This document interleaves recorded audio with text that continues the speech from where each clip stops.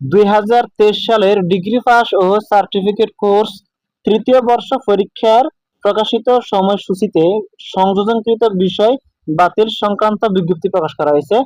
আজ 22 সেপ্টেম্বর এই নোটিশটি প্রকাশ করা হয়েছিল। আমরা নোটিশে ক্লিক করে দিচ্ছি। এখানে বলা হয়েছে প্রকাশিত সময়সূচিতে সংযোজনকৃত বিষয় বাতিল সংক্রান্ত বিজ্ঞপ্তি।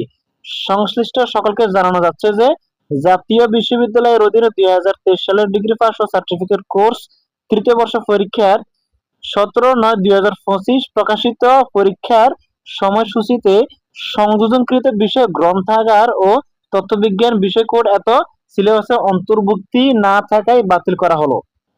অর্থাৎ আপনাদের গ্রন্থাগার ও তথ্যবিজ্ঞান বিষয়টি সিলেবাসে অন্তর্ভুক্তি না থাকায় বাতিল করা হলো। এছাড়াও এই পরীক্ষার পূর্ব ঘোষিত অন্যান্য তারিখ, সময়সূচির বিষয় ও বিষয় কোড অপরিবর্তিত থাকবে।